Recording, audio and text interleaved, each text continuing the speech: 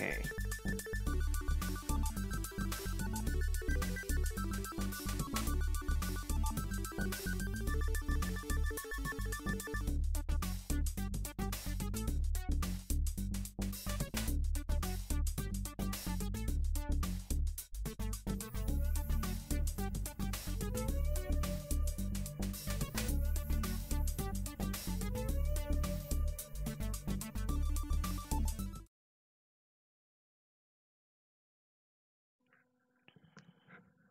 Adjust the old headset here. Hello, fellow Sublime Text Fanatics. OdatNurd here. Welcome to tonight's live stream. And did you know that every time I say hello, fellow Sublime Text Fanatics, I provide a little salute? It's almost as if I was on a camera or something. We got some items up on the agenda for tonight. And without further ado, let's go ahead and press this button. This one here, yeah.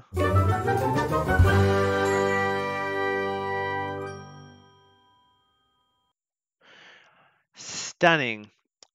I incidentally have a Shuttle Pro version 2 that I use for video editing, and I just realized the other day that I could be attaching it to my Linux box here and using its bevy of buttons to control the stream, but I never played with it enough prior to today, so I'm not actually doing that, but perhaps I could do some more cool stuff here, like press the right button at the right time. Fingers crossed. Anyway, hello everybody. We have some items on the agenda for tonight. The first one is to mute the microphone and cough, because you know how that works. So here's the deal. If you recall from last week's live stream, we added this ability right here for files that are not technically overrides because they don't appear in the base package to show up in the override report like here, so that you can tell at a glance when you're looking at one of these packages that there are loose files in there, and maybe you didn't intend for there to be, like sample and example.txt being two of them, and maybe you did intend for them to be there, such as these ones here, because I've been working on the last few days for rewriting the help for hyperhelp from the ground up, and thankfully, except for requiring some more work on the index file, that one right there needs some serious cleaning up, getting pretty close to having that ready to go. So it's nice in this report here, in the override report, to know that there are files there. Now, here's the thing. Now, I believe I even mentioned this last week when we were working on this. This doesn't have to be in the diff report because you can't diff these files. And as a matter of fact, we'll see that I can edit it, I can delete it, but I can't diff it. Whereas for something like this one, I could diff this file and you could see the myriad of items that I actually changed in this particular thing.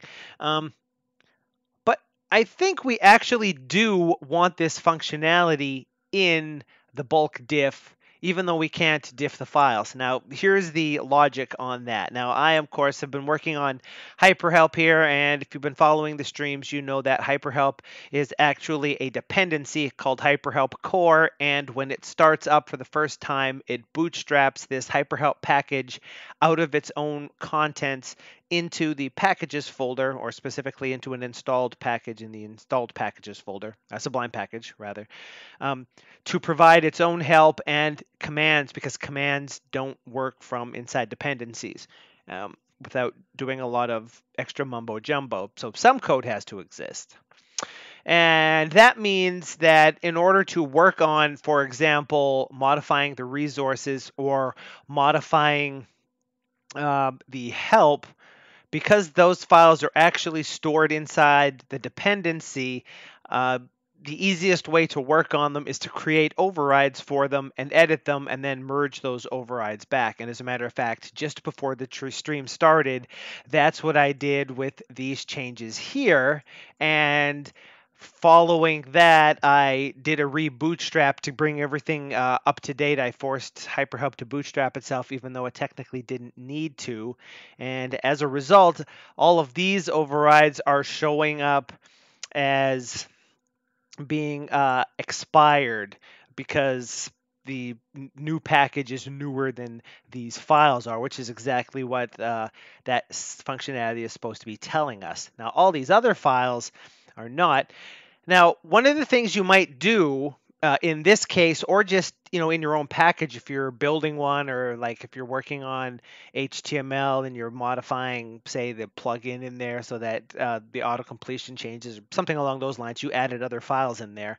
You might want to click on one of these things and say bulk diff that package, and you get the entirety of the whole package. Every file in the entire package as an override will show up in here, allowing you to go through it. Now, one of the things on the list of things to do, though not for tonight, is to auto fold these things, perhaps always by indent level, so you just see the files, or maybe only if their diff is a certain size.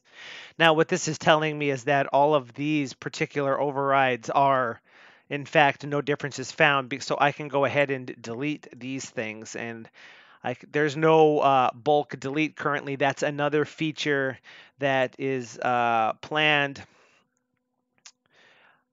Oop, delete.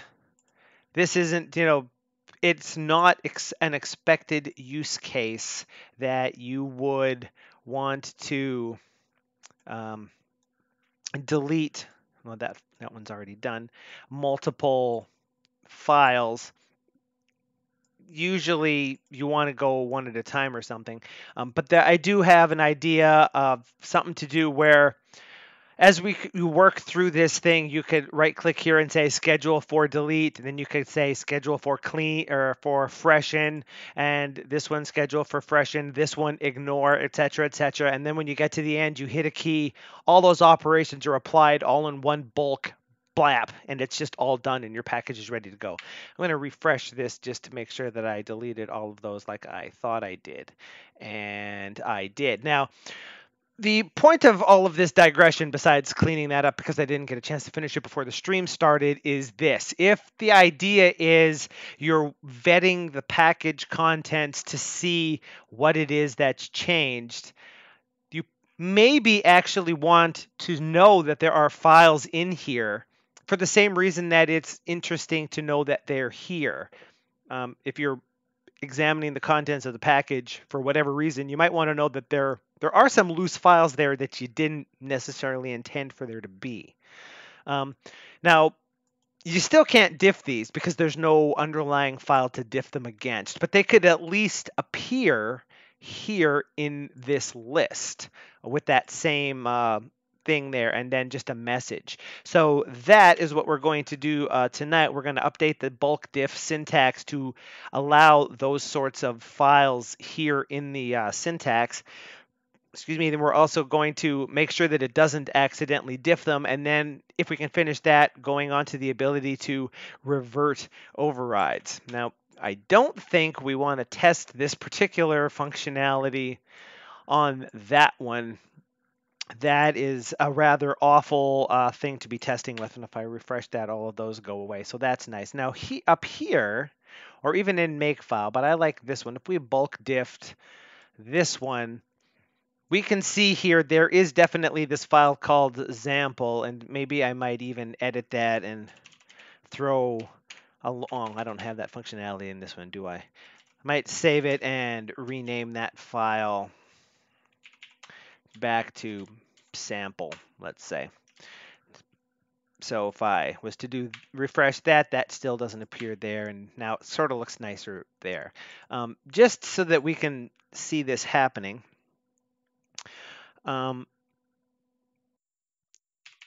Zoom that back out and that. So if you recall, we can close. Oh, yeah, I should probably be in the override audit thing, shouldn't I? Not the hyperhelp one. Haha. Let me just move that over there and swap over to the appropriate package. We want the one in the packages folder. There we go. Ah, I forgot which one I was working in with all of that stuff. There we go. Well, no, actually, we'll drop it down in here. We already have that one in there.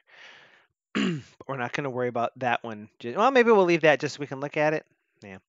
If you remember what we did the previous week, we modified the syntax for the override report very simply to add this stuff here.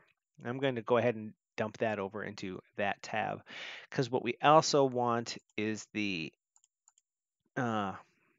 diff, which I believe should be used for the bulk diffs. That's text override audit diff. I believe that would be what we see here. Yeah. Because the actual diff stuff itself is the built-in diff syntax, just sort of stuck off to the side. Or actually, that's included in here, isn't it? Yeah. Um, that's the actual, I believe. Yeah. Okay. This is actually the diff syntax as it existed in Sublime when I created this particular functionality.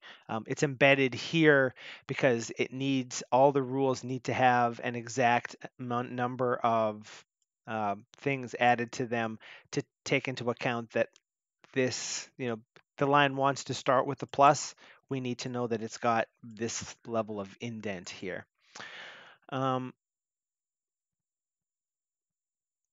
So one might wonder, these ones are all the diff rules. Package names, check status.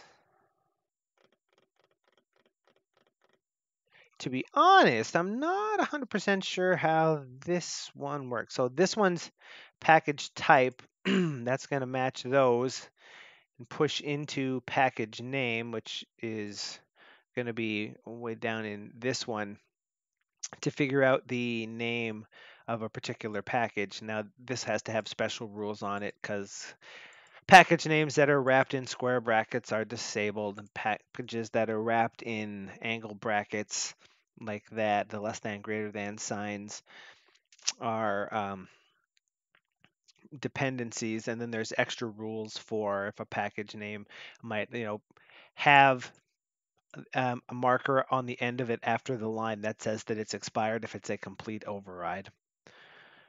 So that part makes sense. And from package name, all of these set into check status, which is the one down here.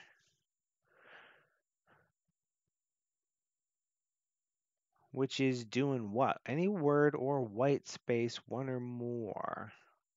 Oh, that's right. That's the actual stuff that's crammed onto the end of the thing. Then it pops out. After that, it includes the diffs. So this is sort of, if you will, special. So let's do what we did last time. I'm going to copy that. I'm going to view.setReadOnly. Do that. So I could do, this would appear something like this as the name of the file. And then here, the content, I can't remember how that works in override reports. So this is something that we might have to, does it actually get embed output here? I don't think it does. I think it might happen in the, whoops, the diff. Nope. Guess I probably want to do it that way. That one. Does this have a message in it? Empty message. Where's empty message come from? Oh, you pass it when you create the thing. Okay. So wherever we call override diff,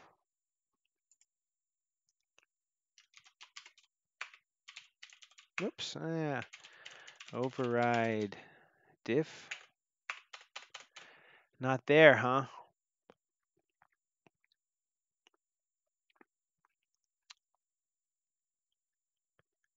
Oh, wait. Let's zoom that out so we can look at it a little. Empty result is none. Yeah. Oh, that might not work for bulk diffs. Bulk diff might be different. For the thing that I am expecting to see, no packages with expired overrides found is one such thing. Why do I have, oh, this one right here? No simple, so it's in, I think we also see the same thing for, if we look for the text binary, somewhere through here, it does the same thing if you try to diff a image. So it's going to be angle brackets in the bulk diff. We might throw a little something in here that says file does not exist in the underlying package file, cannot diff. Might be what we see there. So it would look like that and some number of things. So that is ultimately what we're going for. Now, I don't think this needs any sort of special syntax. It's just regular text, the same way that this is regular text. So that part's okay. Hide the status bar. Go into the diff syntax.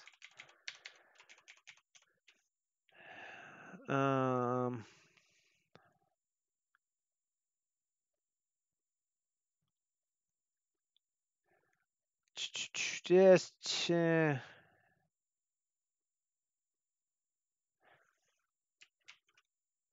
that's actually the name of the file name. Okay. I believe that's what sets that entity name, file name override, because this just matches the start line of the thing. Okay. Whoops. Did I have multiple lines in there? I guess I did, huh? If this was a question mark like this, then that one over there should maybe turn red, but it doesn't. I think meta override unknown. That's all it says for all three of those, right? So we might say meta override unknown and comment override dot unknown, which I think is also what we did in this one. That file name is marked as override unknown. Okay, so does that do anything? No, huh?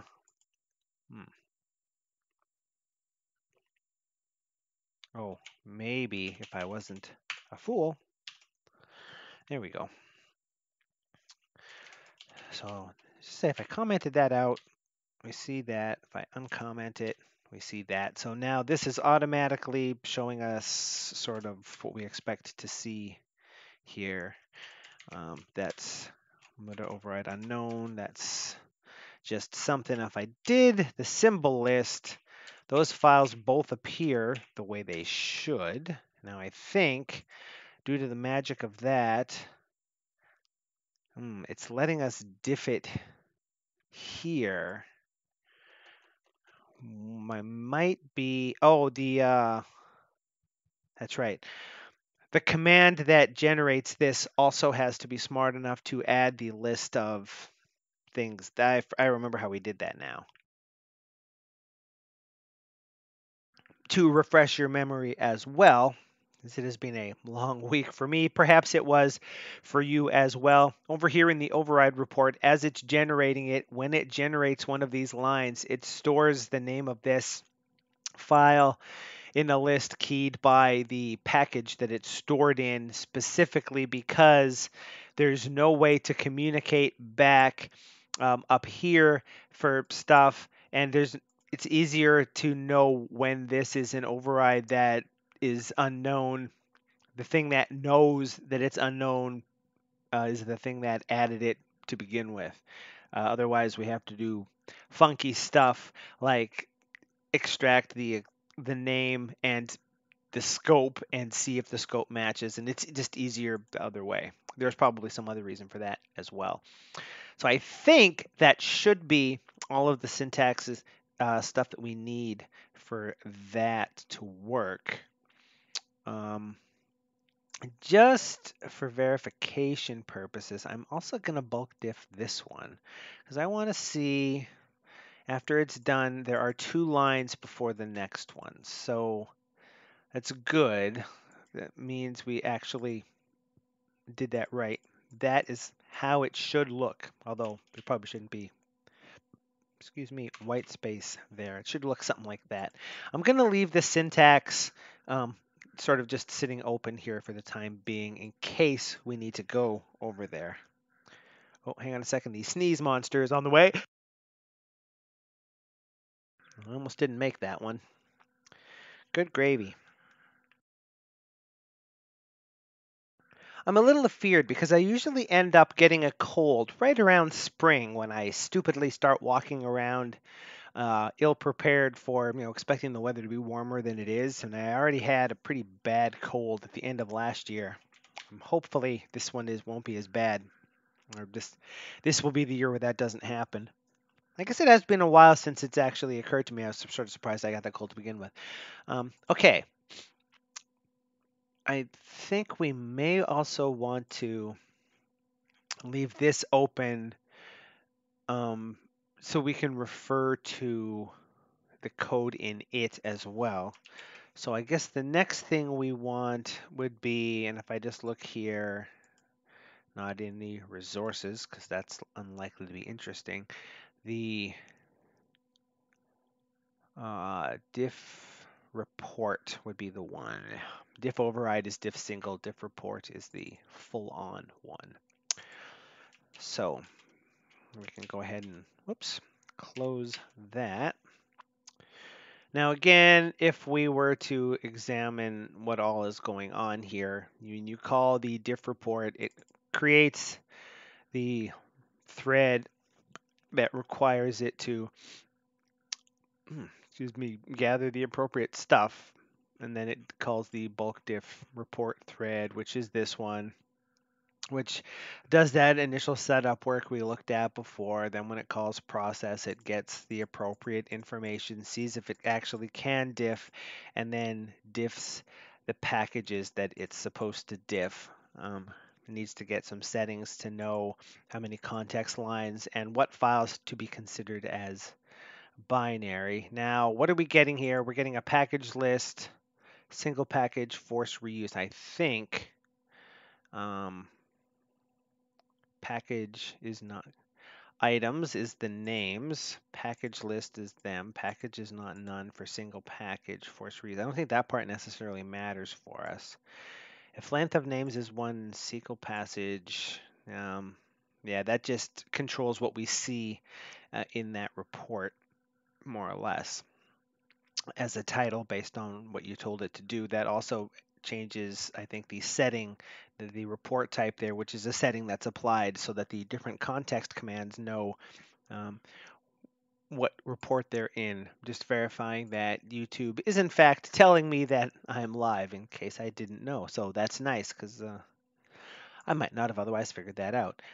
For name in names, set binary pattern, perform diff for one particular package, then it adds it. So perform diff is where we're actually going with this. Now there's the override list.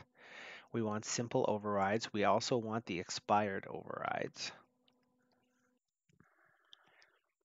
And this is the part where expired packages append.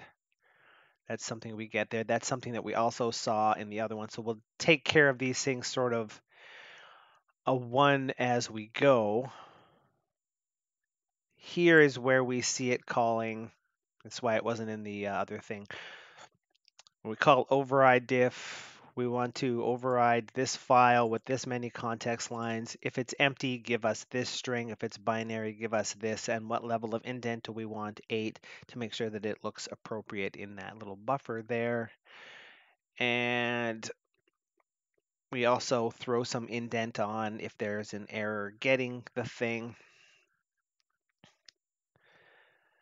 And what's this? Prefix equals diff header if diff is empty. And oh, yeah, okay. Content is that, because sometimes the diff header is actually the part of the diff. I mean, I think it's probably pretty obvious. This is the diff headery type stuff. It needs to include that if it's actually diffing something, and it doesn't need to add that header if it's saying a message like this, because it's not actually, there probably actually isn't one. If the length of the override list is 0, no simple overrides found. Oops, excuse me, I bumped the thing. So I think what I'm gonna do, if I pull this over to here so we can look at it and sort of zank that down a little bit. Do I have a, yeah, there it is. If we do that, we can still see some stuff. Now, if we look at what we did previously for the override report, we created, that thing called unknown packages, expired packages. We also want one for unknown files, so we'll copy that line out like so. And in the world of the sadness, the result is at the top instead of at the bottom, and things are all different, but what can you do? So that's going to capture the list of unknown files and add to the setting so that it knows not to try to diff them. That's what that context helper was doing last time, if you recall. And we call output package. Here, instead of doing that, we call perform diff with the package info, the context lines, the result, the list of expired packages. Now we're doing this one package at a time, which is that one, package info there. We don't, we put the result in a different spot because that's also the sad maker, but after expired packages, we add unknown files, just like so. And when we're done, it dumps the stuff out, so that's good. Now that's performed diff, so that's here. And much in the same way we added that there with unknown files, we're going to add unknown files here. Let's go ahead and just reload this and see. So far, we're doing something. Now, I did make some changes to this after the stream last time. Because if you recall, I was the code wasn't as nice as I wanted it to be, and it occurred to me that I can ask for the unpacked contents of a package and then just iterate over that and know if something is expired, if it exists in the one list, otherwise it exists in the other list here. To basically to ensure that the output goes into the reports in the same order that it did before when it was just doing overrides, or if you will, I was sorting it there, and I wasn't sorting things previously, so I didn't want to keep doing that. Most importantly, the list of unpacked contents has to be gathered in order to gather the list of overrides and expired overrides, because it needs something to compare against, which means since those values are cached, like we saw last time, there's really no need to, no worry in calling it again. The result will come back, instantly at the cost of a little bit of memory. And I'm assuming that, if my crunky old computers have enough RAM to do this, anybody's does. In any case, there's a lot about Sublime that uses some memory, like all of these symbol indexes and stuff. I'm trying to get out of my old man ways, if you will. So there's the list of override files, which is what we're getting there. The expired list is the expired override files.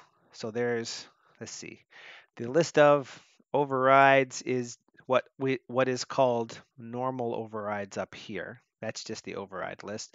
The expired list is the list of expired override simple files. That's the empty diff header. It's a setting.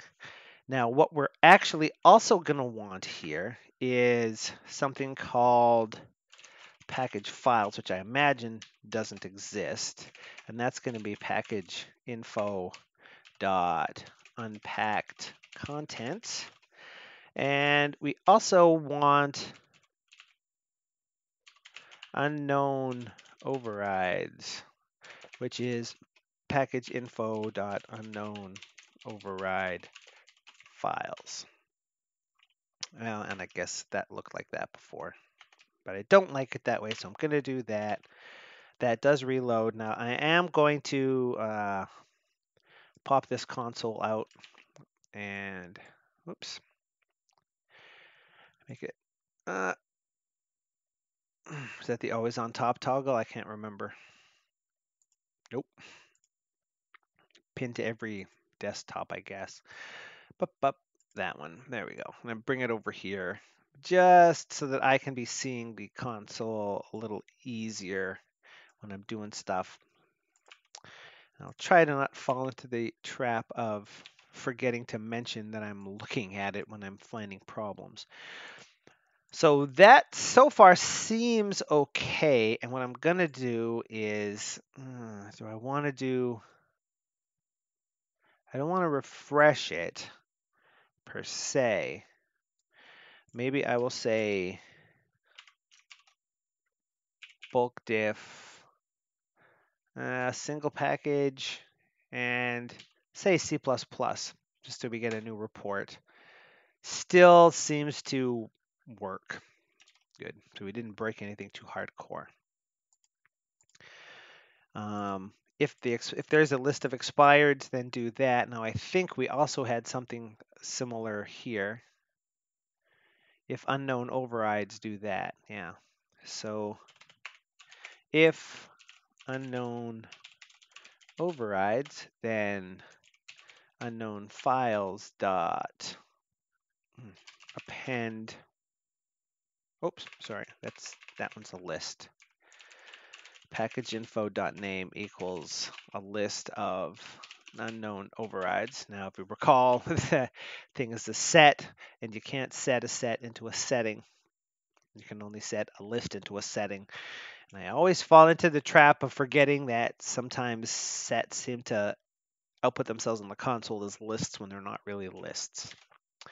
Now, this used to say for file in overrides list, and this one also used to do that as well. For item and expired, if only expired, else package files is what it does now, because we wanted to not iterate over just overrides. We wanted to jump out all of the things. So we would actually say for file in package files, and then if the file is in the expired list, do that. Else if the file is in the unknown overrides list, which I called unknown up there, I guess, because it was a thing, then we're going to do this, but it doesn't have that. It has that. And then we actually don't want to do that part. We want to output this message here. Does Python have a continue method in it? A continue? It probably does, right? Just for giggles. Oh. Watch this. Okay, that's going to work. That's good. If we noticed one of these other ones that's not default, make file. If I diff single override for make file, I think that'll maybe blow up. No? Oh, maybe I should reload the package first and then do that. Error opening or decoding file. Is it okay? So that is actually pretty close to what we want to have happen here. Interestingly, you can't fold that because there's only 2 lines. Oh, but there should be one more line there, I think. I think that was a purpose made thing on my part there. So that if we auto folded things of a certain size, those ones would still remain. So that's actually doing this, right? If diff is none, the content is this.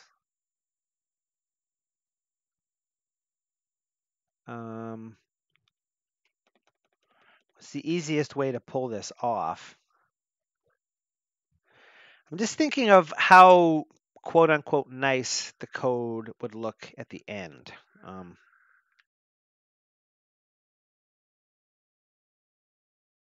The general idea here is what we could do is add lines to output the message here, in which case we would have to continue back into the top, which means we also have to add this part, which is kind of crunky. We could only do this if the file isn't unknown, and otherwise set diff to be our own diff empty with an empty result of what we expected it to have. That might be the way to go here, and then the rest of this will just, work.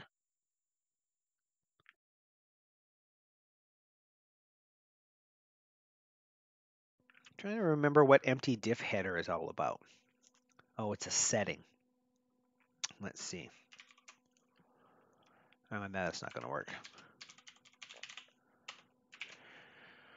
Empty diff header, or diff empty header. Is that what it's looking at there? Diff empty header.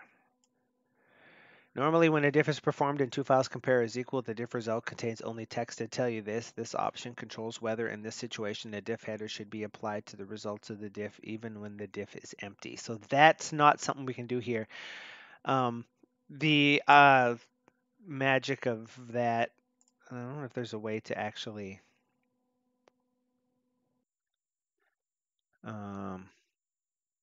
do that here without contriving something. Probably not without creating one, I guess. If you have that setting turned on when you do this bulk diff, it might just say files are identical, or it might show you this and then say files are identical underneath it. And that's just so that you know exactly what package and what timestamps the relative files are, which is something that I find useful, which is why that option is in there. So we definitely don't want that. Prefix.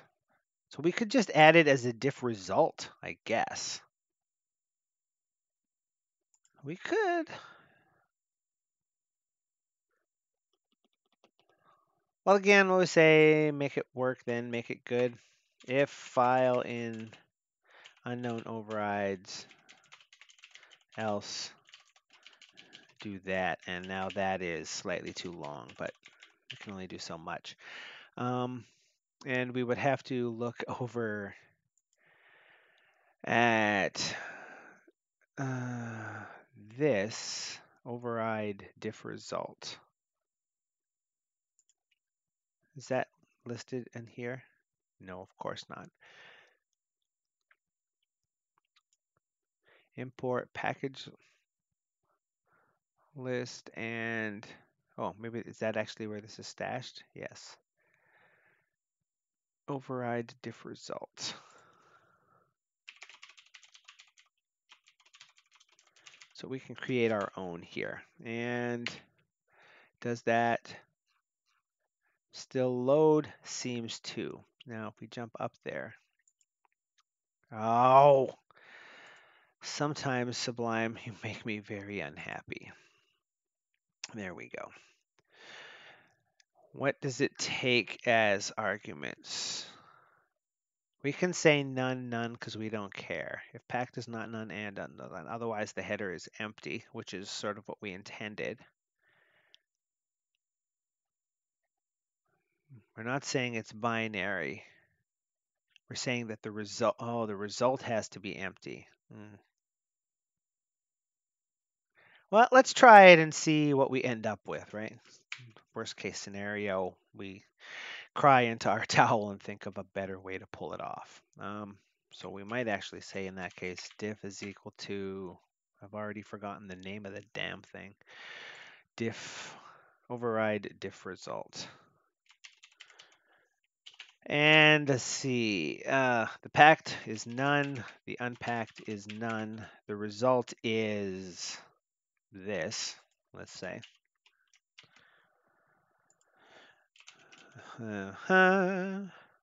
Is binary is false, and we don't care about indent is none, huh? Well, let's see what that does for us. Diff's not none, so it won't do that. The prefix is the diff header if the diff is empty and else nothing. So we didn't want the diff to be empty, right? So the diff's not empty, so it won't do that. It'll add, well, this is indeed, it might just be easier to extend it with content in a blank line, to be perfectly honest. This is the one we were testing with. Whoa, that's unhappy. Unbound local variable diff referenced before assignment. Really? What line is it saying that this is on? In diff report line 104.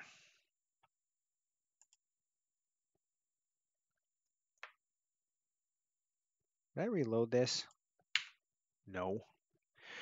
I just had the pass in there. Okay, let's try that again. I'm going to clear the console over here. That's an example of me.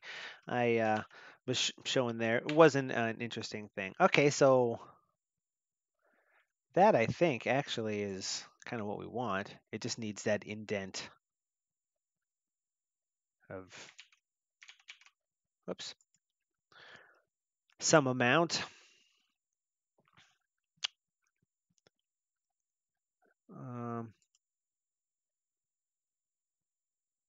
Got to turn that setting on and see what that's doing as well. Oh, I can say indent equals 8 when I do that. We'll do this.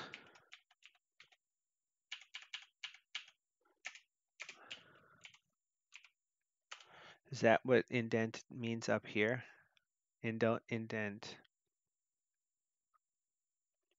equals none. Well, we'll find out, won't we? I have a feeling we're going to see the number 8 appear in there. Reload the package. Reload the, oh, that's not doing squat, puppy. 1, 2, 3, 4, 5, 6, 7, 8. How about that? Still no, huh?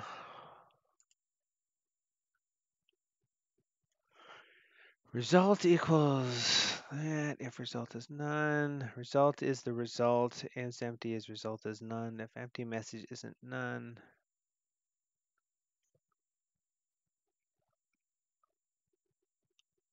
Really seems like indent should be some number of spaces. Self header is going to be empty, which is diff header. So it's empty if the diff is empty and it's that else empty. So that's going to do what we want no matter what, but the content is equal to the prefix plus the diff result. The prefix is nothing. The diff result,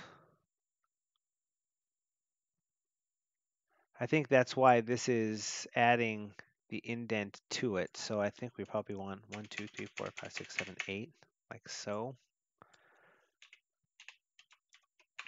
I don't think that logic is actually tripping. but we do need an extra new line on the end of that thing, like that, so that there's, reload the report, and then do, did I hit the key there? I did. And there we go. Now we're getting sort of the action that we expected. File does not exist in underlying package file, cannot diff. And I think we also still need to set that setting in when we're done. The other thing that override report does is when it calls set content up here, it also includes this line in the same place where it puts expired packages. Override audit, expired packages, and that after the syntax. So I can actually just copy that and paste it right in here, because copying and pasting is always a good idea. It saves you a lot of time. You hardly ever implement a bug by doing that. So now if we just verify, I can diff that right now, and after it applies the setting, I cannot any longer. So that seems to be sort of how we want that to all work out. And now we can actually come over to this one and reload it, and it's now read-only again. It refreshed. It's actually doing what we want it to do, which is nice. And if I did a bulk diff of this package, well, I mean, there is a lot of stuff here. But it's going to get to some files, and it's going to say this file does not exist in the underlying package, cannot diff. Beauty. You can still fold those, but not those. So on the face of it, that's kind of exactly what we wanted to do, right? If we just go ahead and check the old listaroo, update the bulk diff syntax. This change made to the override report to support unknown overrides should be made to the bulk diff syntax as well, including tests, which we have not done. So that's good that I wrote that down. Next, ensure bulk diff doesn't diff unknown overrides. This will fail if we try it, which we just saw. Can't find the file, it gets all mad. We should just be able to inject empty results like for binary files. This may require syntax changes as well. It actually doesn't. It just sort of works out that that's the sample content of the file in that case. So the real question is, do we actually want to have that extra line there? I personally like the idea of the extra line between things. I mean, there was one for everything else. So we're gonna say, okay, we're gonna keep, we can actually test with this one now, the one we intended to test with, because we know that we managed to regenerate the stuff that was there. So we can close this one. I'm gonna say we can close override report because we have it sort of handled at this point. Is this in this thing? It is. Okay, so that one can stay. Normally, that would be at the front, but we'll go ahead and put that there. So we do need a test for that. This mostly works. I don't know how much. I mean, certainly it's mildly irritating that this message has to have that on it, that indent. If we went back over to here, the result is just the result. So the header has the indent applied.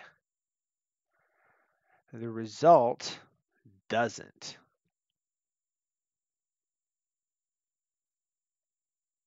Which is weird because I really,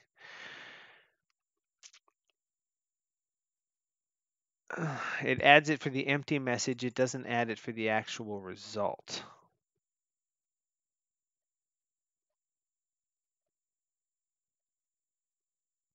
How does that actually work in that case?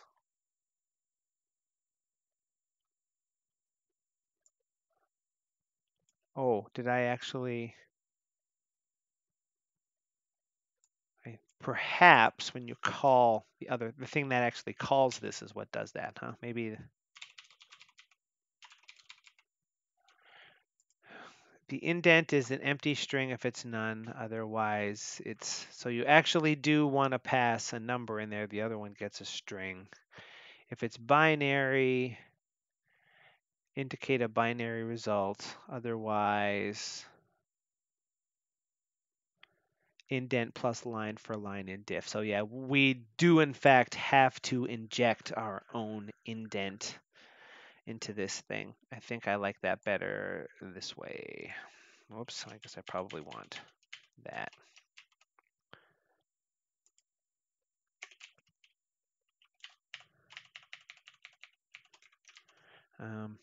Reload and reload.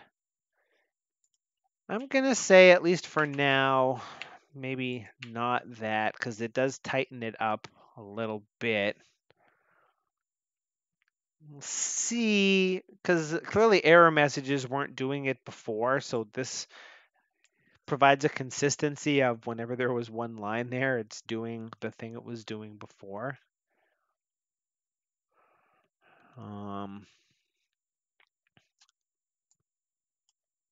If there are no overrides, I can do that. Oh yeah, that's because no overrides found goes at the same level as the file. And the reason why that might be is there's no package file or there's no unpacked file. So I think it's pretty much what we want out of that thing. Is it as good as it could be? Whoa.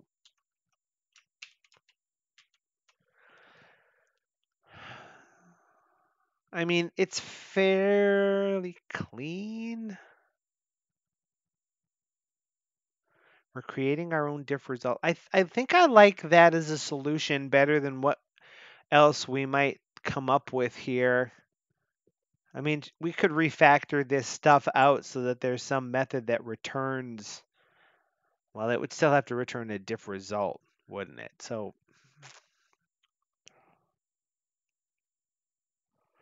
I think that's sort of what we want. I mean, the other thing we could do is just pass in two empty lists and an empty message of file does not exist. That seems too hacky, even for me, Hackmaster General. So with that being the case, I think what we're gonna do is the override report syntax can go away now. I'm gonna get rid of that. We get rid of that one. Packages.py is open up there, so we don't need one down here. And override audit.py, well, we might want to keep that open just to sort of clean this up a little bit. Turn the minimap off to give us a little more space here. I don't usually work with that sort of thing. We need to find the syntax test for that thing.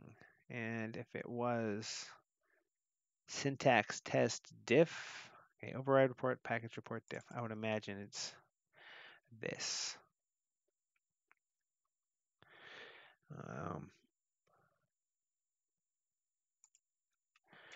We have an X for a regular file.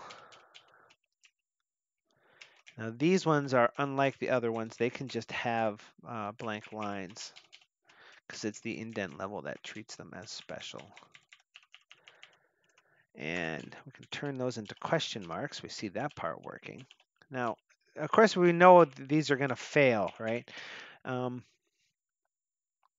We can just easily swap those to be unknown. And it still works. Something that you may not be aware of, if you use package dev, which I'm using here, which is why when I'm on one of these assertion lines, it can tell me, well, I would use this one as an example, exactly what arrows cover there. And also you'll notice this has some scope at the end. If you use package dev, watch what happens when I push the caret key here. It automatically knows what the scope of the thing above it is, extends the list of items out, and it captures the scope and applies it. So if you're creating tests, see, I did it the quote unquote easy way by copying and pasting, but this really does make stuff a lot nicer in that particular regard. So now the only changes we made to the syntax was for that. Do we have any tests for no differences found, for no simple overrides found is just that. We could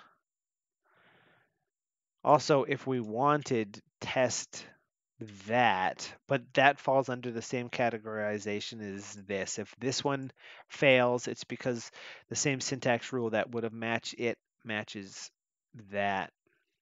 Well, actually, that indentation level is different, isn't it? Well, we're not testing error messages either. So we're going to leave well enough alone in that regard. And we need to jump this over to override audit. And I got rid of that branch, didn't I? Let's create a new branch.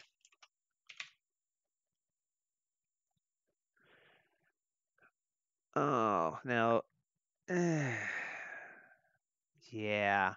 I think for this one, we're going to have to watch me actually type commit messages in. Normally, I would just type in the header line and go back and tweak it, but we're going to start working on something else in a minute that's going to be in a different branch. So create branch. Or actually, I could go back and split these apart later, I suppose.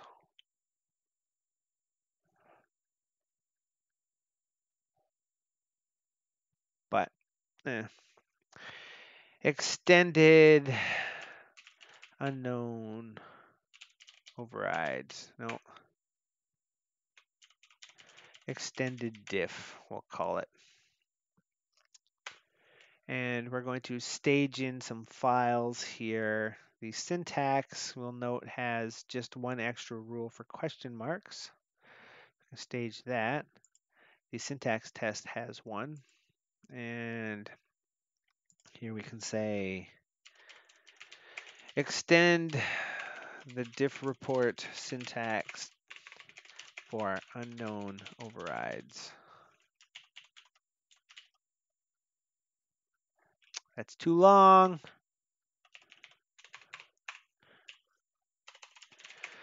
This extends the diff syntax to support the notion of unknown overrides in the same fashion as we did previously for the override report.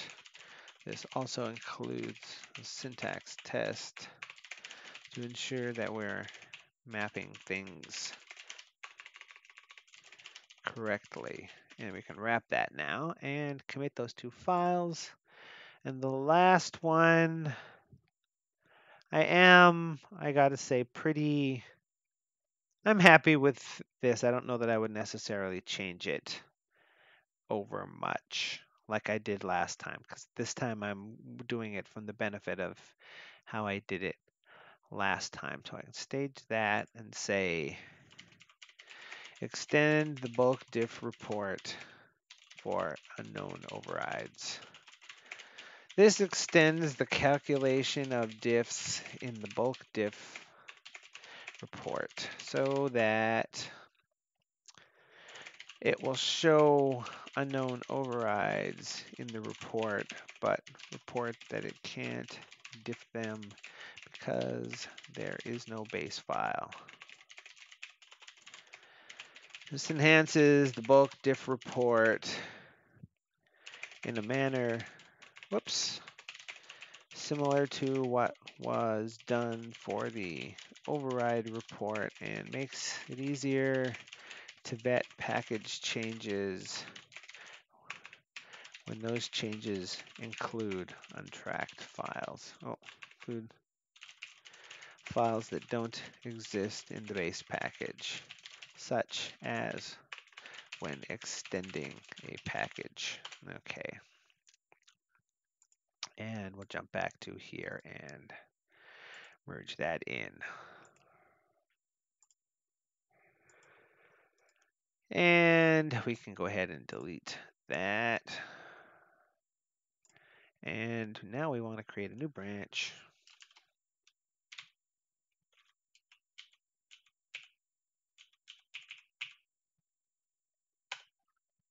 And we're going to call this override reverts.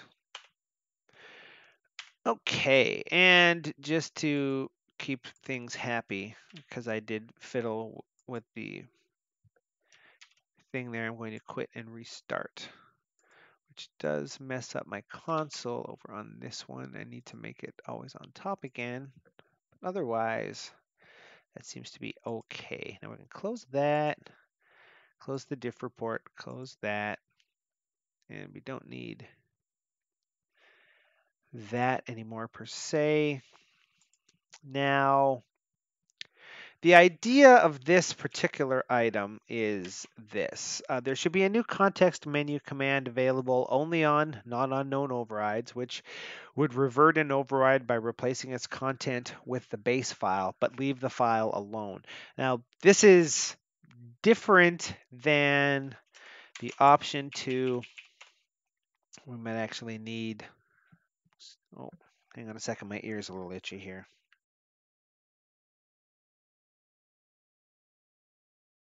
We might actually need for this an example package of some sort. Maybe just create an override specifically of some fashion. The idea is, say for example, this HTML miscellaneous TM preferences. I could diff that override and see what's different there. And from in here, I could open it externally and we can see realistically there's more items in this list than there were previously. Perhaps I actually want this and not the other one. So I might want to delete that as an override, right? If I do that, then it goes back to not having an override there and it falls back to the base package. Now, people that work on the default syntaxes that ship with Sublime, they will often symlink multiple files or folders from a checked out copy of the packages repository into their packages folder to be able to work on syntaxes.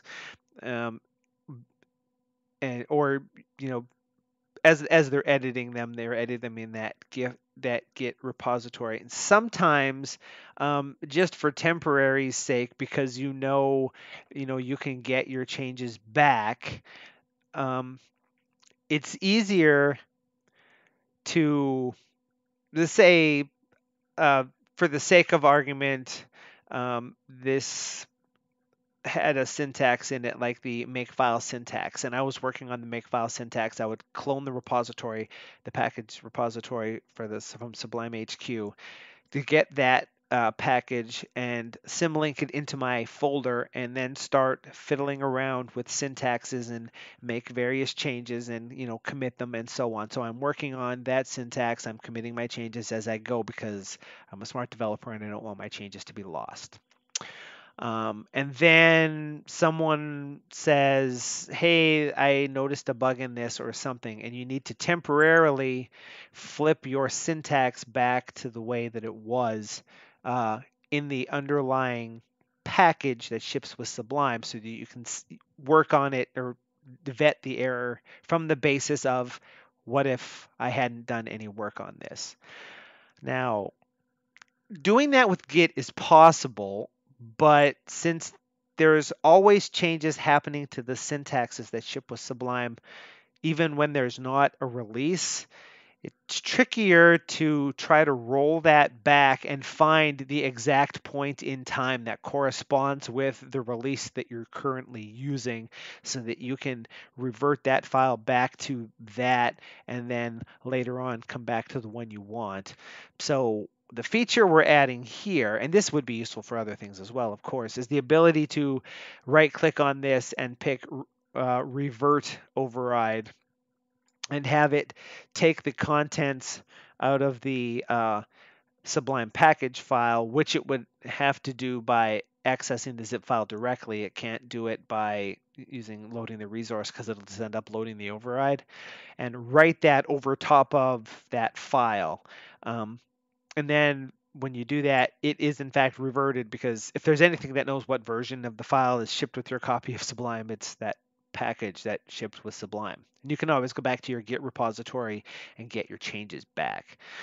So that's the idea here. Now, this is actually a feature request that was made quite some time ago by my good friend Keith Hall, who wanted something like this. Good job, Keith. Thanks for letting me know. I'm actually getting on with it. Now, I'm thinking there are some things.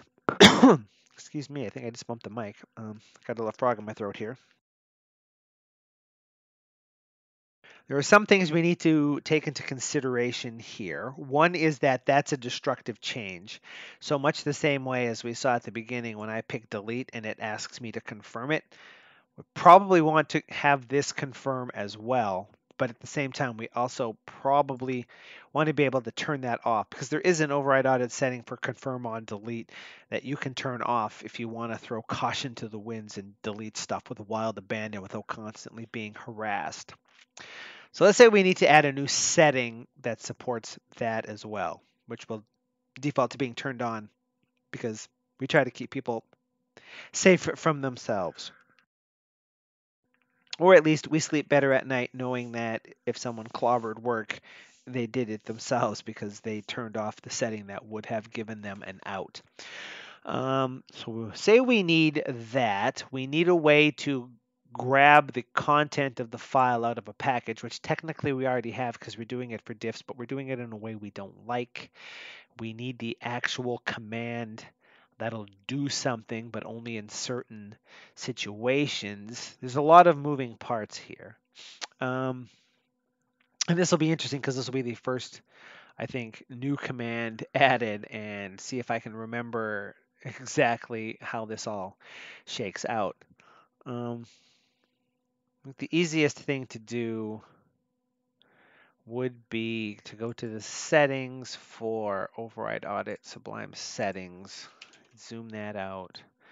I think they're confirm deletion, confirm freshen,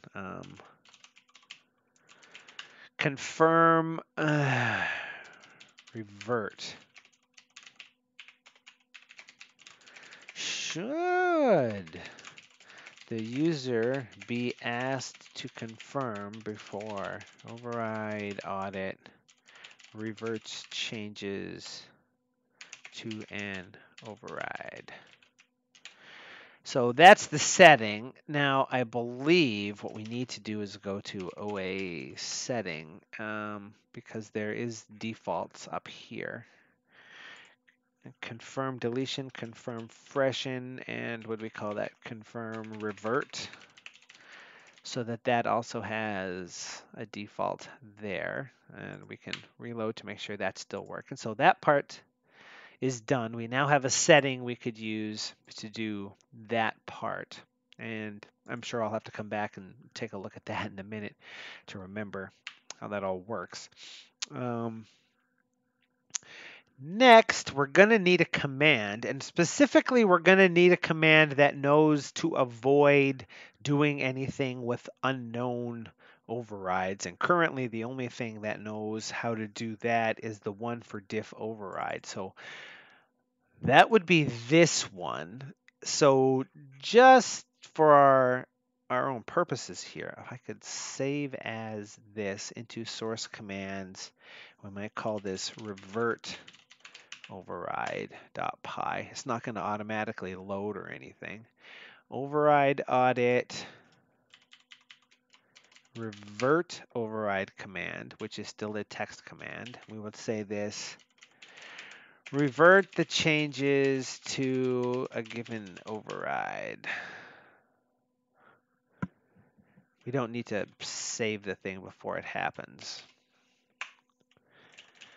View target context, defer save at the buffer. We don't care about save on diff. As a matter of fact, we might even do that because I'm not 100% sure we need it just yet. And we might actually say, do I have log? No, I'll do print. Print, we're reverting and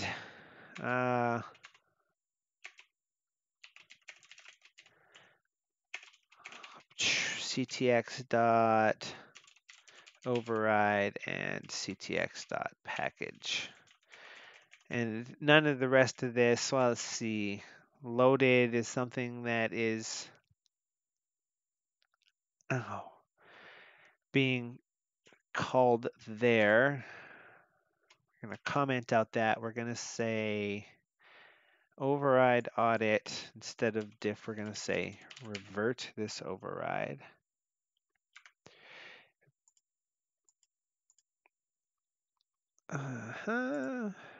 If it's always visible, yes. If it has a target and it's not an unknown. I'm going to leave that in there for now.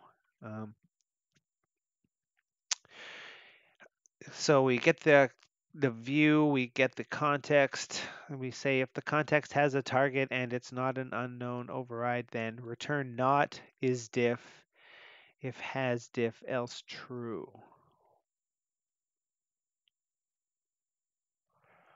What was the deal?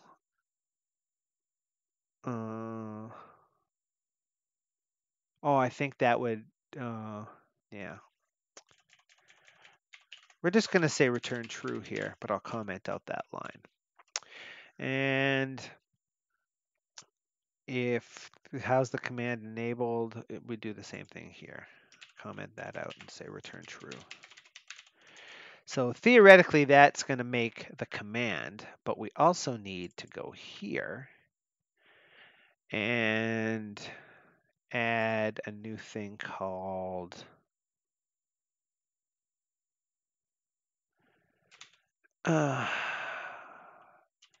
revert override to make sure that when we reload, the revert override thing gets invoked. And we also, now where do we actually add? In the grand scheme of things, it probably doesn't matter where exactly it is in there. We're going to add it up here. From revert override, import override audit revert override command so that it knows about it there. We're going to copy that. Override commands after diff is that one, which is wrapped and has a comma on the end. And I don't think that one is needed there, so we just need to do the same thing here. And if I reload, that's probably okay. And we're going to get rid of that, and we're going to get rid of that because it's not going to work and we'll have to be unhappy in just a second. And if we go into our menus, the context menu should have something here, which is override audit, revert override after diff. And the tab context menu should have a revert override. Do that to keep those lined up. Did I do that in the other file? No, I didn't, but I hadn't really been doing that up until now, so that's probably okay. I'm sure that's not something that actually occurs in this menu, so that one's cool. With that out of the way, I think that means that I can revert that override, but I can't revert that override. Now, if I just checked it, if I picked that one and picked revert override, it says we're reverting help commands in hyperhelp, so it knows what it's doing. I can't do it to that one. And if I was to edit this override, I can also revert it from inside, and I can revert it from the tab. Notice that the tab with the focus is the report, but even so, it still knows it's reverting make.build in makefile, which is the thing that we opened there. That will also work if it's in another tab group entirely.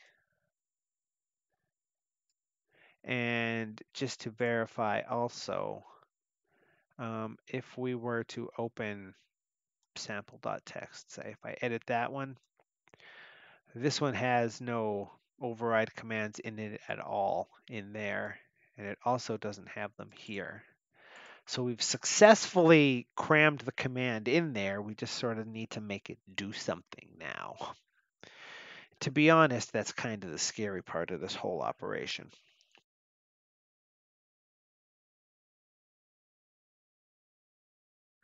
I'm not entirely sure whether this needs to be threaded. I probably would make it so. Everything else is threaded. I guess we do need to capture a package information, and it might need to grab some stuff out of it. What's the best way to proceed? They said. Coming down to actually going to need some sort of override. Well, until we actually get to the part where we're doing it, we won't worry about that. So yeah, we'll just leave that there for the time being. And that was probably a mistake of epic proportions there. Package collection thread collects the package list specifically for the package, and when it's done, it calls this loaded. We don't need to save. We can just call diff override. So let's say if we wanted this to work as before, then if we did that, then we don't need an S view. We just need that. So we're telling override audit to collect the contents of the package that the override being reverted in is. And really what that's going to do is, because it's one package, create the single package info that we need and get the information about that package, but in a background thread so that the UI doesn't hang. Say if it was a very large package and it had a lot of information. When it's done, it's going to call loaded, which gets the thread, the window. We don't need the save view. We're not passing that one. We're just passing, as we can see, the thread, the window, the package, and the override. We can do that. We don't need to save this file before we revert it. As a matter of fact, if you're reverting something from behind the scenes, we're going to prompt. We get the package list, and then we call diff override. Here's the part where we could say print reverting %s in %s, and now we can just say override in package, but we could also put that in the appropriate brackets and do this. Comment that out, reload the whole thing, and again, if I revert miscellaneous, it says it's revert miscellaneous, not reverting like it used to say. We're reverting, so we know that that code actually loaded. So all we got to do is find where diff override is and do something magic with that. That ought to be easy. Diff override is in the core. Look at all the stuff this thing can do. You can also freshen an override, which is probably a simpler way to go because we don't need to create another view. But it does need to take the same arguments as this, sort of. We want a window, a package info, and an override, I'm going to say. So let's do this here, and then we'll move it down later. 1, 2, def, revert, override in this window with this package info for that override. And then we can say if OA setting confirm revert, then the target is equal to, oh, no, let's see what this is actually doing before we blindly copy it. Confirm freshen.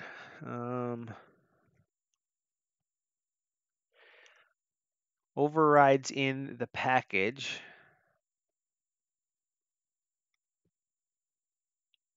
We need a thread. Aw, man! So many threads. Every time there's a thread, a kitten cries because someone put a cucumber on the ground behind it. Message equals confirm revert. Oh, no. /n dot format target is sublime dot yes no cancel dialog message is not equal to, that's Lua, sublime dot dialog yes, return. We are most definitely reverting us an override. Print specifically %s in %s override and package info dot name. And we can copy these lines because it's something we're going to want to kind of do something with. Now, let's just verify what this is. Relative name is joining the name of the package with the name of the override and saying that the target is the override display packages.py90, which ensures that the override file, one might be curious as to why I'm joining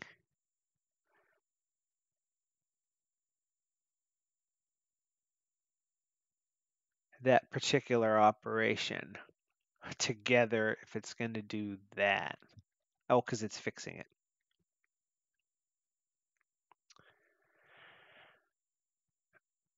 Optionally prefixing it with a package name. Okay, so that's optional. We didn't want to do that in this case.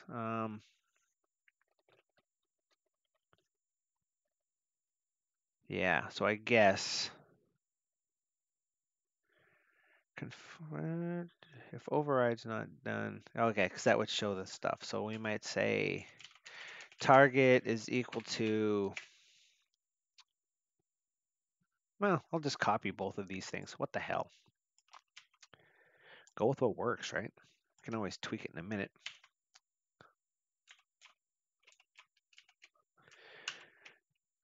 Relative name is that. Target is that.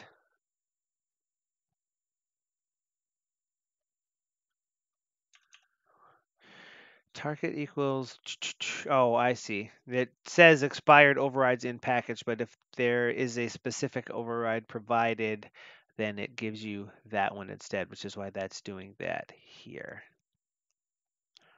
Override display relative name. To be perfectly honest, I'm probably happier being a, oops, jerk and just doing that.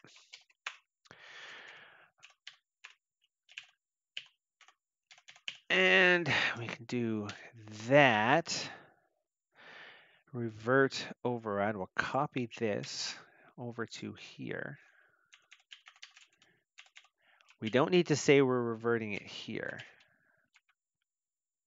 What we can actually say is revert override in this window for the package provided with a given override. All of those go away. We hit that. Now, as the famous man said, watch this. I'm going to open the console. I'm going to revert C++ single file.sublime build, and boom, I forgot to import it instead of that one. To coin a phrase, whoops, there's always something, right? Okay, revert override, global name package not defined. I bet you it's not, because why would it be? It's package name instead of package. That's irritating. What the hell did I do that for?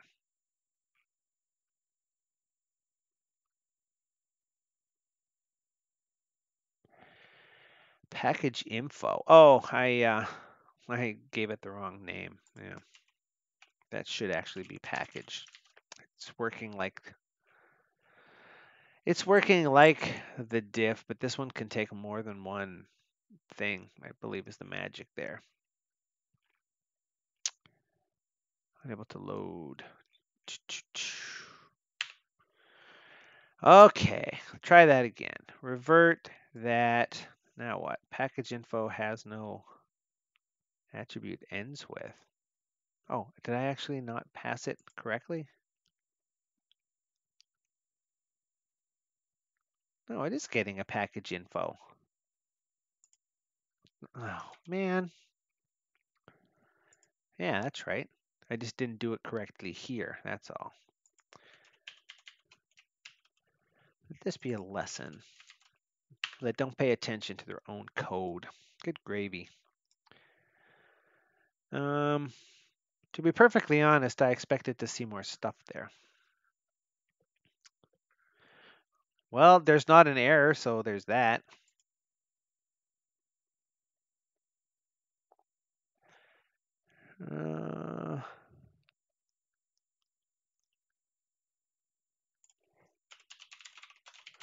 We'll do that. Research reloaded and revert. It said, oh, there we go. Why didn't it do that before? That's disturbing. Maybe I didn't reload the package as much as I thought I did, but I thought I did. Oh, maybe I picked that. I don't know. Let's see. Confirm revert. I say no, nothing happens. I say revert this override. Confirm revert. Yes. Now it's unhappy because it's actually invoking the wrong thing. We are most definitely reverting us an override, specifically C++ single file build and C++. So that part is all working. It just so happens that I forgot to comment out those lines. Let's clear that and try it one more time. From here, if we say we want to revert it and say no, nothing happens. If we say we want to revert it and we say yes, it says we're doing that there. From over here, if I did it on the tab, I'd still get asked to confirm. And if I say yes, it does it. But if I revert it and say no, it doesn't. And from the report, I should be able to revert and say no and nothing happens. And from here, I say revert and say yes. And it does that. So that is, as they say, cool. Now we just need the override revert thread. And we're good. Now you see the magic of why I refactored this code in Override Audit 2. Because if you remember back when we were working in Override Audit version 1.2, there was one context command for everything, and it had an argument that said what it was going to do, and that made the is enabled a pain in the butt because different commands are enabled for different reasons. It's visible was a pain in the butt, and the whole command itself was just sort of ugly looking. I like this way better. So actually say we want something like that, and instead of saying override freshen thread, we might say override revert thread, because this is going to have to do file IO in the background. I'm going to close this thing.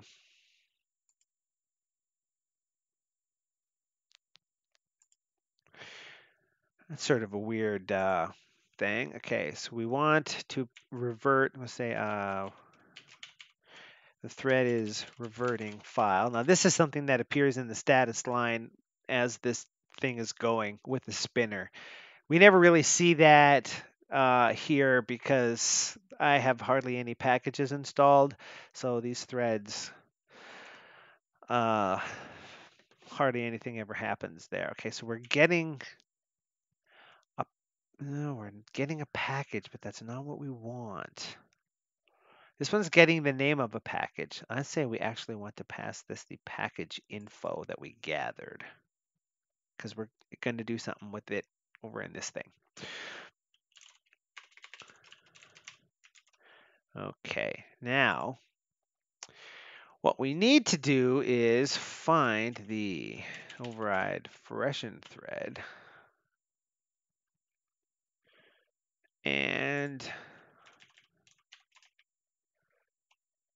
we're going to copy the whole thing just because for the moment. I think each one of these threads is inside its own little block.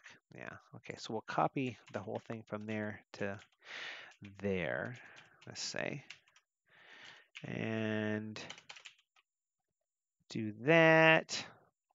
1, 2, okay. Override revert thread. Revert the explicitly specified override in the provided package. Just do that and that and that and that and that because process is what's actually happening here. And this is very simple, similar to what we're going to try and pull here. We've actually kind of made this easier on ourselves because we were actually passing a package info around, which is maybe not what was intended. I'm going to have to come back and clean this up a little bit later.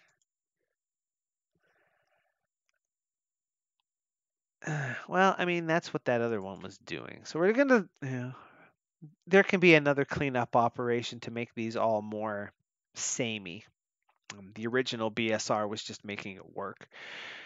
We got the view, we get the package, and what argument did we actually use when we did that is the million-dollar question. We still called it package even though it said package info. So maybe we change this to package info instead so that when we come here, we can say package info is equal to args.get package info. We got the override. If there's not a view or not a package, nothing to be done. We can say revert, whoops, not given a view or package. We don't need to do that because we already got one. Unable to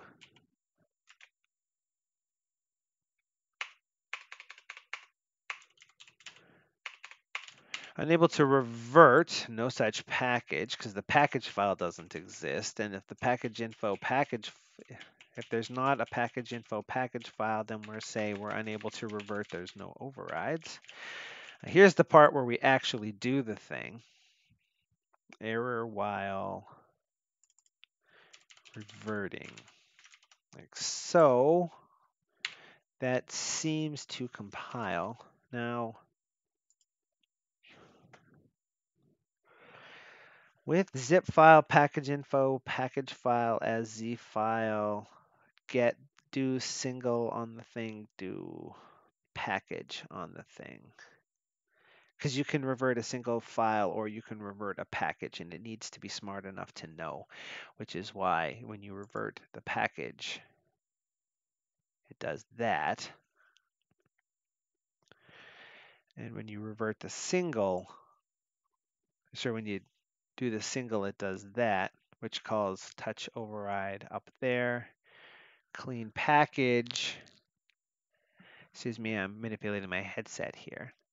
Clean package is something that modifies the setting in the buffer to remove this package that was just had overrides freshened in it, so it's not there anymore. And then a thing happens later that removes the mark from them specifically. So we don't care about clean package as anything we want to do. We say we want to be reverted if success, else unable to revert for whatever the prefix we got for our package name and override. So we probably want that to do something because we are using that to some level here. Revert thread not given. Self-result, self-result. The result of this thing is logged into the console and such later. Touch override.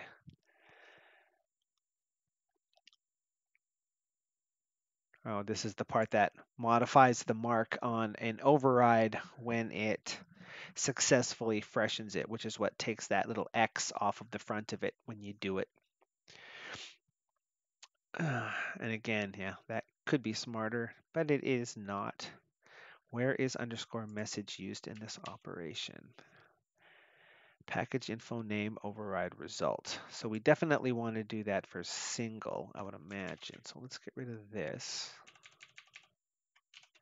So whatever we're doing a single one of them.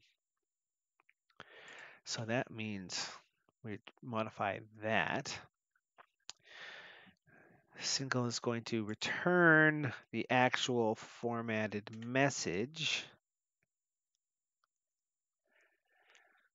Okay, so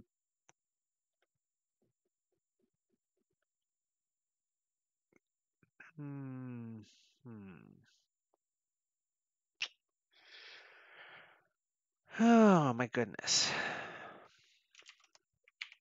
Still seems to be okay. This one is a definite poser for what exactly we want to do here. So let's say we got the view, we got the package info, we got the override. This part's all making sure that works. So what we're going to do in here is the actual revert. And we need to capture a message. Now, do we actually need the package zip file? Is the question. Because of this, and this is something I was thinking about while I was on my walk this morning. You may recall back when we were doing some other stuff, there's an entry, oh, I guess it's further down, for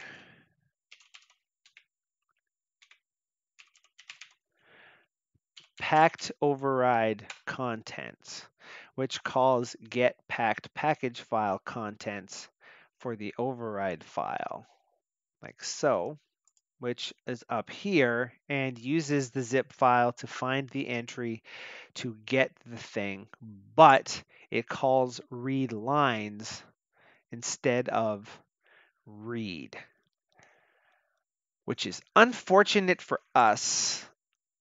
Because if we really wanted to revert an override exactly back to the state it was in, we shouldn't read lines, we should read. if you will, because if the file was created on Windows and you're on Linux, or if it was on Linux and you're on Windows, you might end up with different line endings than the underlying package originally had.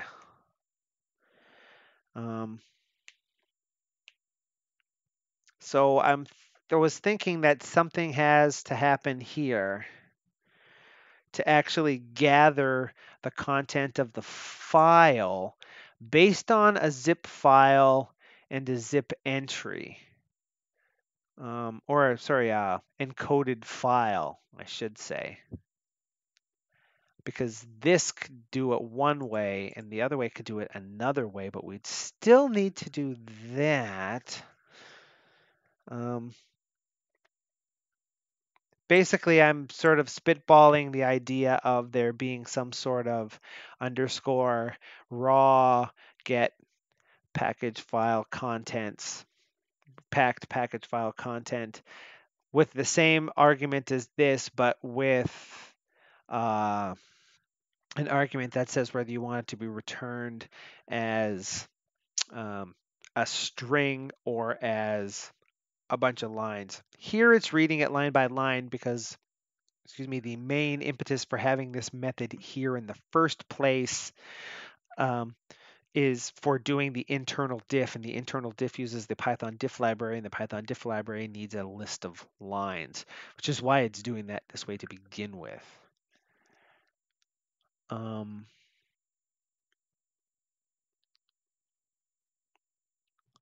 So one thing we could do is maybe boost this part out into its own thing that doesn't have its own try except in it.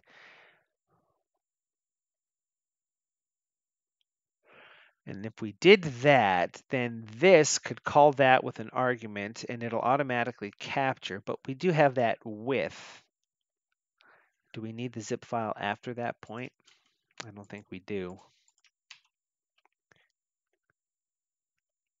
Do we need the info after that point? Well, I guess so, but that's less interesting for that. The other thing to do is replicate this into the other area and not worry about it at the moment. But this does use find zip entry, which uses some magic, which is the whole reason for doing this to begin with.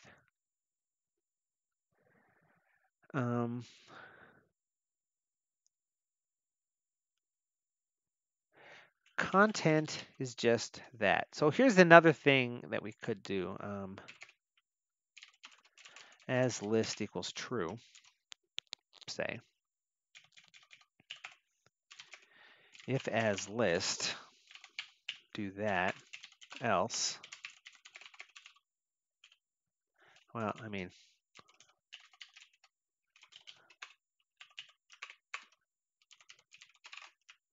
that, I would imagine, should probably be quote unquote safe per se. Is this actually used somewhere? It's referenced on line 615 and 658. Packed override contents.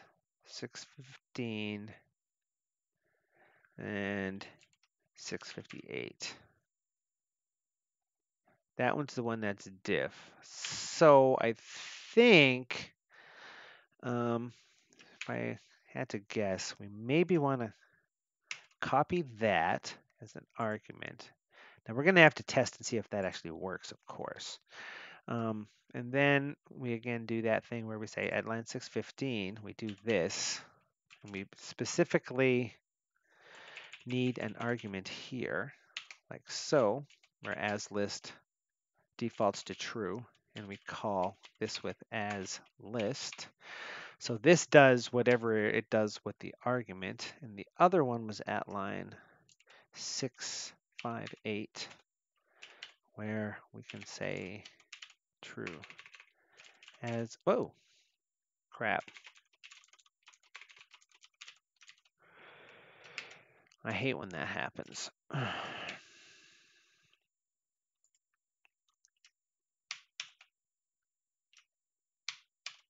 Whoops. Come on. Oh, I got to do that.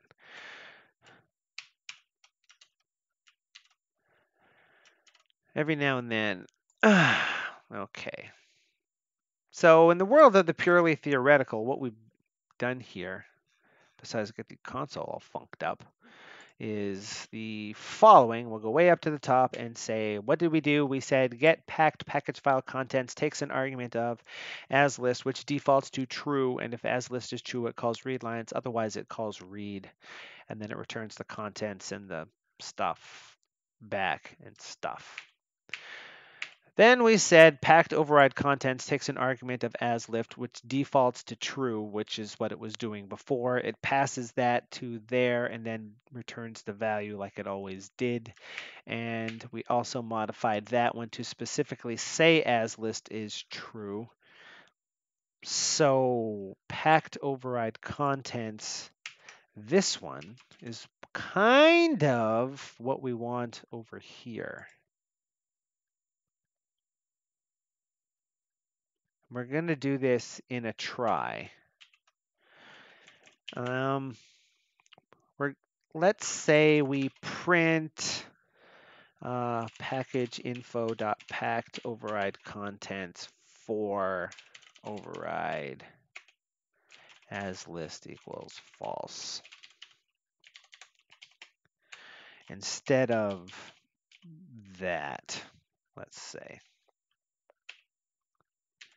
So if this thread was invoked, it would call process, which would try to grab the content and dump it to the console, which is probably nicely handy. Now, do we actually do something with that? Are we calling that thread? We're calling override revert thread. We are. And specifically, I think we maybe want to cut that out now because we know we're definitely doing something, and maybe we could even bring it on down to here and say here.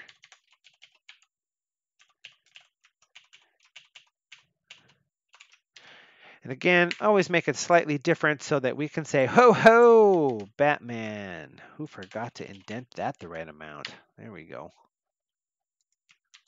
Save. Yeah, no, still don't like that, huh?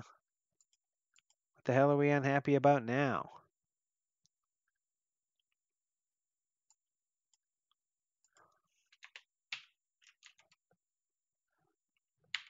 Oh, I think it's broken because it didn't reload one time. Oh, that's unfortunate. Okay, let's quit and restart. Okay, and see, now it works good. Okay, there we go. And let's go ahead and make this console always on top. Now, what are we expecting to have happen here? A build file is probably pretty small. So if I said I wanted to revert this and said no, nothing would happen, of course. But if I said I wanted to revert it and I said yes, global name view not defined. Ooh, what are we doing wrong now? In revert override, line 21, context package, context override, in loaded, revert override, in line 241, in revert override.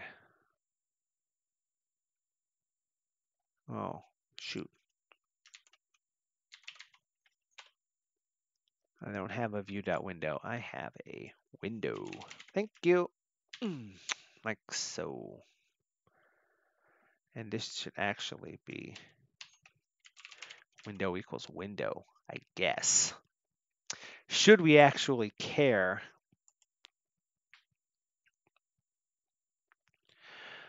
about that particular thing? Well, why did I need a view? Oh, I don't need a view for this one. Do I even need a window for this? I don't think I do. Well, you know what? We'll do that just for now. But I'm pretty sure I can get rid of that. And, okay, try that again. Oh, sorry, let me open the console so you can see it. If I revert the override and say no, nothing happens. And if I revert the override and say yes, Now what? Multiple values for argument win. Oh, it's already oh, right. Fine. It's up there. We don't need to pass it here. Good enough. We'll just go ahead and fix it now then. Why don't we? Again, we probably don't need any of that business. We probably have most of what we want right here, but I want to make sure that I get the right stuff in here. So I don't think we need to do that.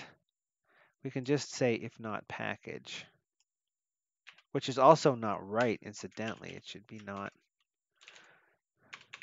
don't say not, if not package info. Not given a package. There we go. We don't need a view in here because we're not going to try and modify the contents of anything. Okay. Revert, say no. All good. Revert, say yes. We're getting closer. Never actually put the result in there. Right. We actually wanted to say message. Okay.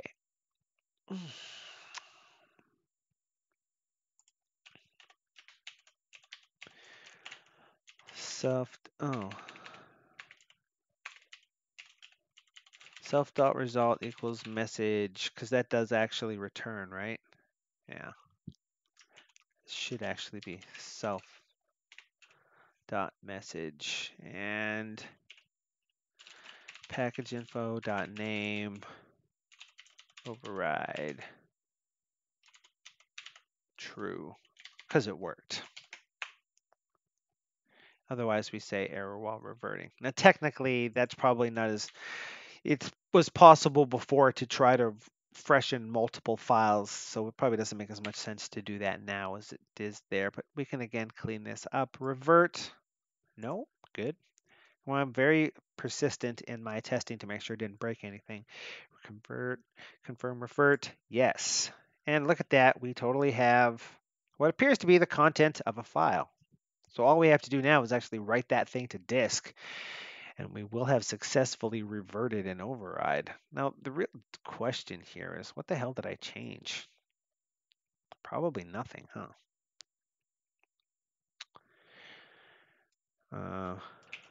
Just white space, basically. Used to be three. Used to be a tab, now it's 3 spaces, right? I think. 1, 2, 3. I would love to know why that is in fact the case, because that's kind of irritating. But that is neither here nor there. That's something that Package Resource Viewer does. Okay, we said we're most definitely reverting the appropriate thing, so we know we're definitely doing something. So now's the time for all good men to go to the aid of their country. No. Here's message single. Oh yeah, because that used to call self-result equals that or that. So we don't need that part anymore because it's all sort of just happening. We don't even maybe want to say that. We want to say maybe def underscore revert self. And what was I actually needing in order to do that? Package info override, I guess. Which would be that.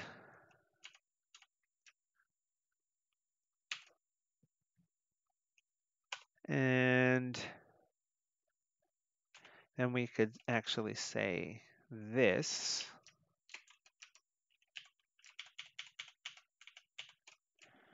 Cut that and say return self message that. So now down here, self result is equal to, we want to revert that override in that package, and if that fails, do that. This was touch override, if result and not did not need to clean the packages, so maybe it worked, maybe it didn't. We don't need that one any longer. Technically, I'm going to say we do still want to do that, so we're going to throw in a try, except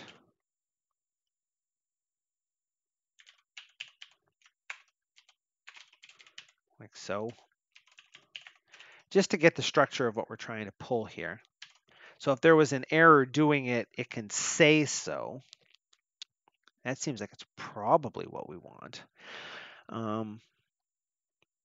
This part no longer needs to be here.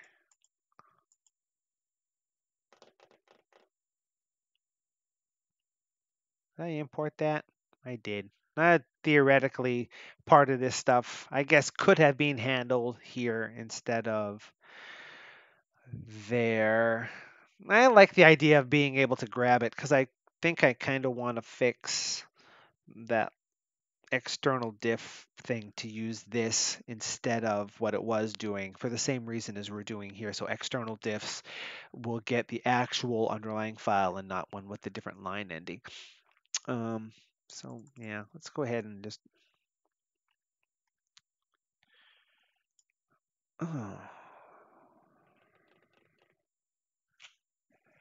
maybe that would have been smarter the other way.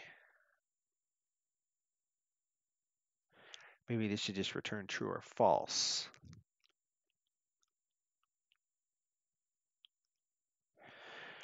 Yeah, so let's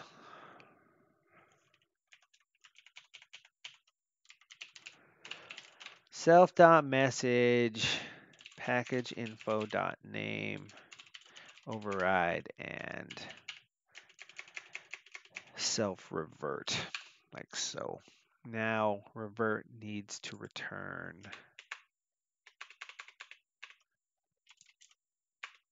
true or return false instead, depending on what it actually does. Content is equal to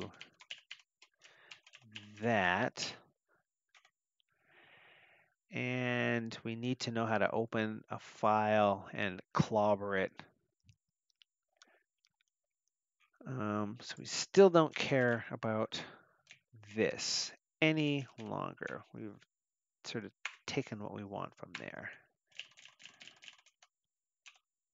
So the message is reverted, otherwise unable to revert, blah, blah, blah, revert that it gets the appropriate stuff. Look at that, one character too long. Oh, that's unfortunate. If it gets to the end, it returns true.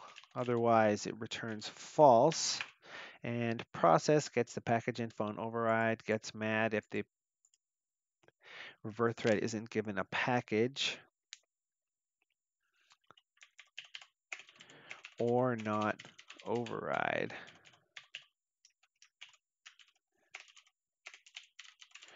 Because we actually need both of those. If the package doesn't exist, it can't do it because the package doesn't exist at all. And if the package file isn't there, there's no overrides. That's sort of the cover the case of if you invoke the command from the package report or the override report or somewhere along those lines. Those things might exist in a way where the underlying files are gone. We're getting really close. We're 2 minutes away, but maybe we can get this initial revert done and we will be done with this sort of feature and continue on. So we try setting the result of reverting the thing and doing that. So we get the content of the package. If at any point this fails, we just return failure. Now, I don't know if this is necessarily as cool as it could be. I guess we should actually be capturing the particular error at some point. Oh, which is what it's sort of doing down there, I guess.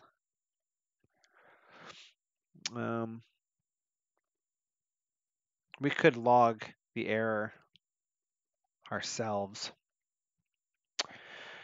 Again, this is sort of the initial take on this. I just realized I totally left that window unhidden. Oh no, that's a shame. That's the console. That's that. If I said Python write to file, I mean, this is one of those things that one should probably already know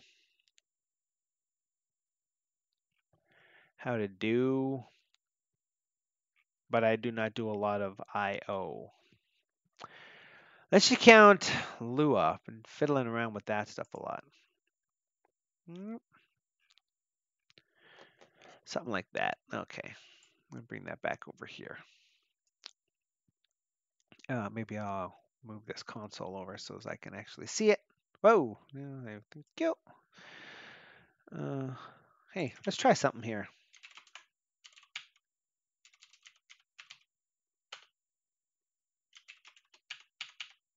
No, huh? All right.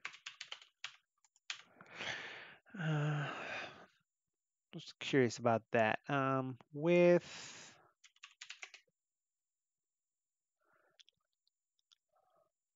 Actually, what I want to do is find that diff thread, don't I? The external diff thread does this very thing. Oh, it actually creates a temporary file, doesn't it?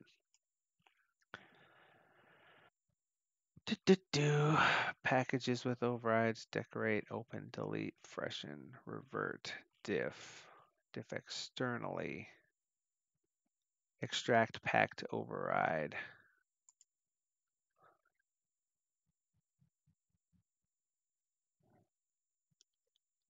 How did I open this thing? Oh, I called make stemp and that did it.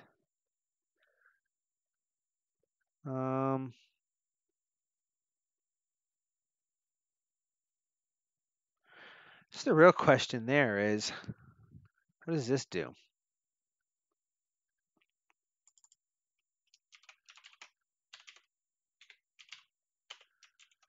Does this open a file in binary mode? Let's see. Let's make that bigger for the time being. I'll close that thing. Boop.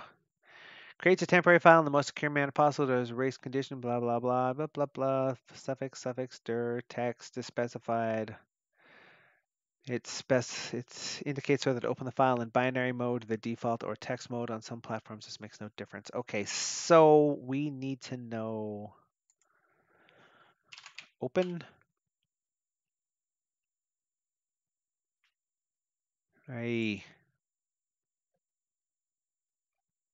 Python functions in built-in mode equals WB. Okay.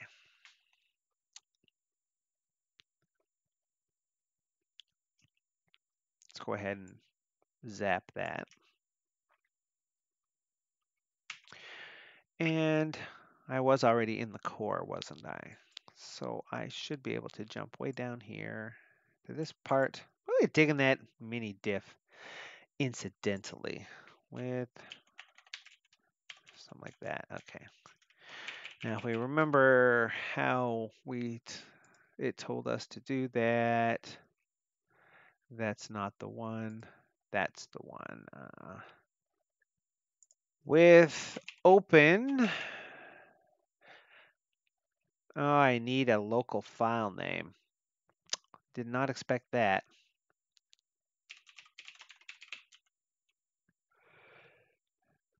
Comma, write binary as file os.write. No, I don't have to say that. I can say file.write.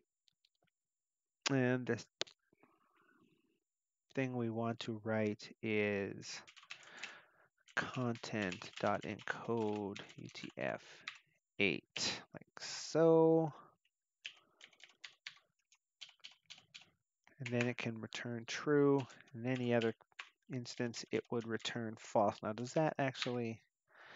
That seems to be happy. Get the content. I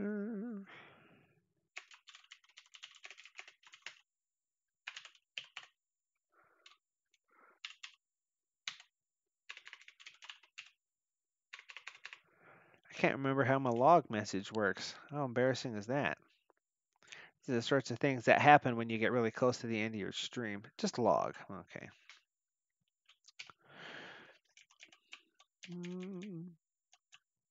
Just for our own edification here. Da, da, da.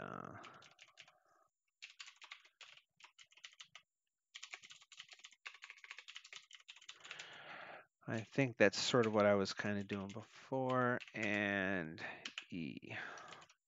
Just to do something, otherwise it'll return true.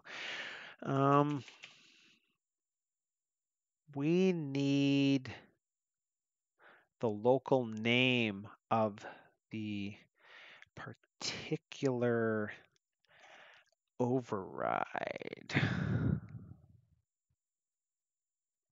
And I can't remember. I mean, I know it's easy enough to do. You take the packages path and you path join it with the override. Let's do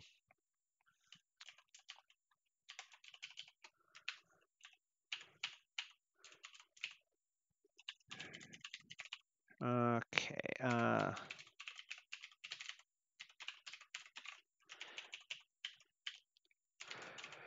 os.path.join.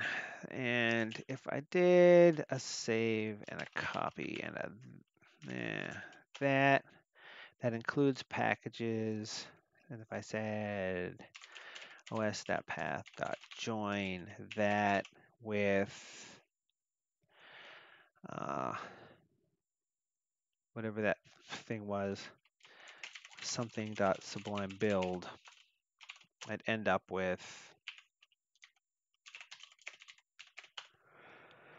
packages need the name of the package.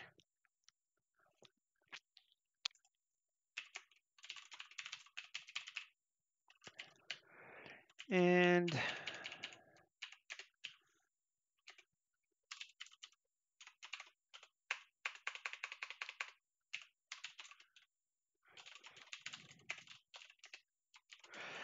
do a little bit of that. Reload and oops, excuse me. If I was to revert this override and say yes, output to home to Martin config packages C++ single file dot sublime build. And I think if you were on Windows, the other thing, so it says it reverted it. So that's probably pretty good. That's ironically, this thing up here was probably doing the thing that I want to do. Fname, join packages path, package name, and override. Yeah, that's exactly the thing that I want. Except we're not getting a package name, we're getting the other thing there. But that's a nicer way to do it. Do I need, well, I can say package. I can call this one package name. I don't need package info per se. Do I? Yeah, I do because I need it to get the content. Okay, so we're going to say package info.name and override, which should still be okay. reload that, and again, if I revert this override and say yes, it does that. Now here's another thing for us to try here. Whoops.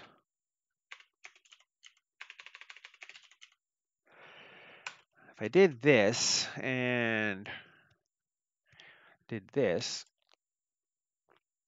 and set this value to false, now every time I revert this, it should not ask me anymore. I just do it, which totally tests that that part works too. Which is someone's going to do. So it's going to output to that. It says it reverted. So if that is the case, do that, and we do that, and we say that the local name is, no, it's F name, right binary as that, return true. If I was to swap over to this, we can see it's got that type action. I'm going to reload that package. Well, no, I'm going to do that. Maybe I'll also fix that.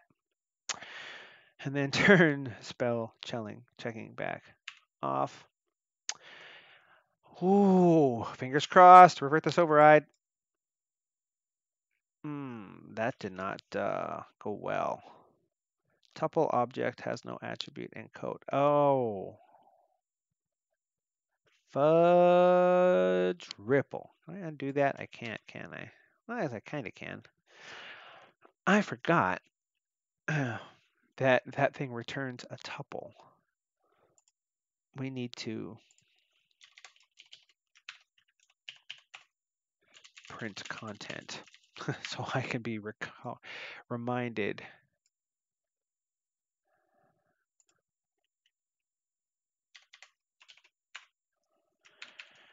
The first part tells you whether it's shipped or not. The second one is the actual content. So we actually want content1.encode. There we go. Revert. Has changed on disk. Want to reload it? Sure.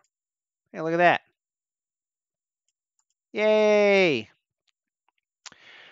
So that is a successful test, and we are 10 minutes over on our timeline on this, but that is a pretty good result. Now, of course, this code does need more cleanup. This is not as clean as it could be. It should be reporting errors a little better. Maybe I could revert the change that I made over here to do this the same way as the freshen is doing. Realistically, I like this better because, like I said, that external diff, it's been sort of bugging me lately that it generates a file that's not necessarily identical to the underlying one, which might be of importance if you have a diff tool that can compare line endings. But let's go ahead and say that that is good enough for this. I will check this all in and clean it up over the course of the week. Thank you so much for watching this live stream, oh mine. Next week, we are going to be jumping into some HyperHelp author changes. In particular, the tool was originally written and conceived to work with packages in a format that are slightly different than what they are now. So it's having a hard time associating help files with packages in some cases. So I want to fix that and just sort of get rolling on that because we do have a pretty good version of HyperHelp thus far and a pretty good version of Snappy thus far, which really can't be worked on in the stream because it's mostly just writing help in that. But the authoring tools, that is next up. So I'm thinking that the next stream will be that, and maybe we'll oscillate back and forth between Override Audit and that, and maybe dip in on some HyperHelp and other things as well. But that's it for this stream. That's the plan for the next stream. And I would like to thank you for watching. Remember to like the video if you found it helpful or enjoyable, or you enjoy watching me bumble around. Subscribe to this channel and my other channel. There should be, if I get the free time this week, some new videos coming soon on the other channel. I'm in the planning phase. I'm just having a hard time coming up with actually finding the time to record and edit the things. But I think you'll be pleasantly surprised when they arrive. Until that point, this is OdatNurd signing off and saying, please Have a sublime day.